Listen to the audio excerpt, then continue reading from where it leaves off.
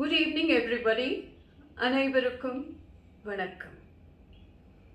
Thanks very much, Vipras Eds, for so graciously hosting the Zoom meeting at such a short notice to celebrate the birth centenary of T. Janakiraman, affectionately known as T.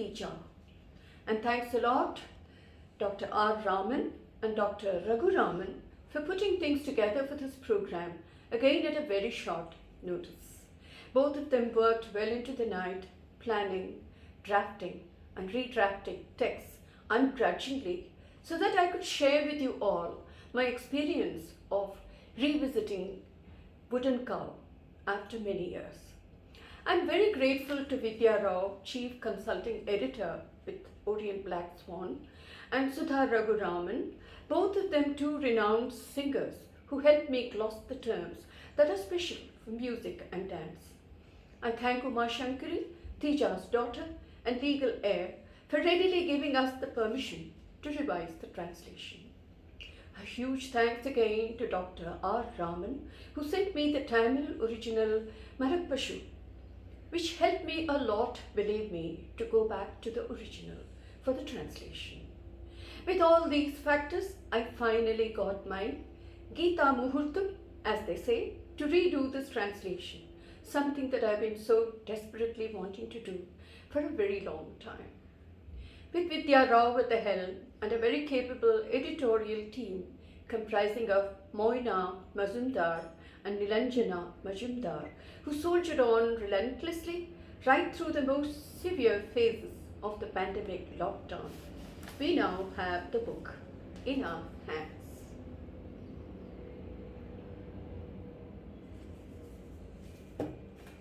Thanks, Moina, my editor, for agreeing so graciously to speak in this webinar. Thanks, Uma, for joining us from Hyderabad. Thanks, Anita, Dr. R. Raman, and Dr. Raghu Raman from Chennai for being here. The book is enriched by Anita's introduction that contextualizes Tija's works within his times and gives a valuable, creative, and critical perspective for contemporary readers.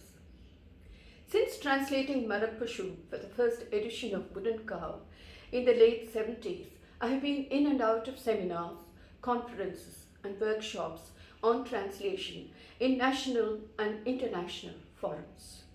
I've spoken at length for the need to be creative in translating and for readability for contemporary times. What further conditioned me was my experience as a translator of my own works and that of others. All through those years, my early translation of Mara Pasu hung heavily on my conscience. It so badly needed a revision. Because the language of translation done so many years ago would obviously be archaic. Words have their own mortality. They grow, flourish, dry up, perish, get revitalized again, and flow on with time. Words also change in their connotation and surface again in new ways according to the way people use them. I've experienced all of this firsthand when my published translations in English went through several reprints and I worked with different editors each time. We had to drop certain words used in the older editions because they were now, frankly, obsolete. But translating a text right from the scratch is any day easier than revising an existing translation. I wrestled with a new kind of beast this time, which is hard to describe. It entailed managing the dance between the old and the new, each fighting for its space. My editor, Moina, traveled along with me on this difficult undertaking, patiently letting me work through all the vexed moments when my role was rapidly turning into something like a negotiator between the old edition and the new. She worked meticulously to enhance readability while keeping a culture-sensitive understanding that greatly helped in preserving the Tamil flavor. She gave a lot of extra time too for the book design, bringing in motifs that blend so well for a book that is drenched in music. A few words about translating. Certain terms from Tamil would be in order here for our eminent Tamil participants. In Teja's description, the musician Gopali is not just attractive, he's totally unself-conscious about it. So, Amani describes him as Adan Udambil Shutri Vishugira Kurandaithanam. Adan Udambai Shutri Vishugira Kurandaithanam. The way his body exuded a childlike innocence in my translation is one instance. Then again, there's this instance when Amani feels very overwhelmed, when Gopali rises like an ocean, when he teaches us music. She's just one solitary disciple, but he rises like an ocean for just this one person, Amani. Adu Samudramaha Pungum. Taking off from our saying, Alkanda Samudram.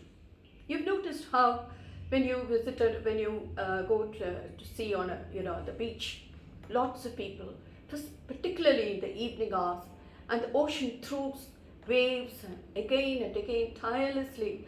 It almost looks like the ocean loves to perform for the people who watch it. So we have this wonderful expression in Tamil saying Alkanda Samudram, and it was often applied to Gopali. So Adu Samudramaha Pongum, says Amani. In both these lines, Amani doesn't use the third person pronoun he, our.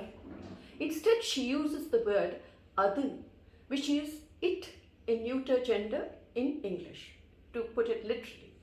And this is untranslatable in English, but this is a special feature in Tamil. When we are very close and intimate with a person, we use adu fondly. It's not translatable, like I said, in English. Then there is this economy in Teja's style. Maragadam, the newly married maid of Amani, is as beautiful as a sculpture. Sure enough, she catches the predatory glad eye of Gopali. The purity of her being, her total commitment to not just her husband, but to what she perceives as the essential femininity of herself, and the respect she has for the institution of marriage, everything is expressed by her in just one short phrase when she tells Amani, Amma, naan kudithanakari. Amma, naan kudithanakari, she says, period. With that, she asserts herself and says she does not like the amorous advances of her master. The terse phrase has a wealth of implication. To I am a married woman, I added, I have a family, because family is implicit in the word kudithanakari, that conveys her sense of being accountable to her family. Like this, there were many other instances.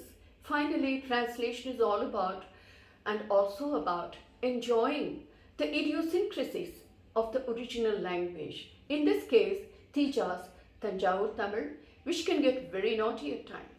What we call in Tamil, Kurumbathanam. There's a lot of mischievous element, and I think Teja couldn't help himself, indulging in this thing. It just overtook him, but it's very enjoyable. And I enjoyed it even while I was struggling to find an English equivalent for it. I thank the artist, Pinakite, for his elegant and evocative cover design that speaks to the music within each one of us. I wish to conclude with my heartfelt thanks to my children, Sridhar and Nupur, who gave me their unstinting support by taking on all my work during the severest phase of the pandemic, and for settling me in the quiet space of my study to work on this revision. My gratitude to my children is immense. I'll stop here, as I am very eager to hear what the other speakers have to say.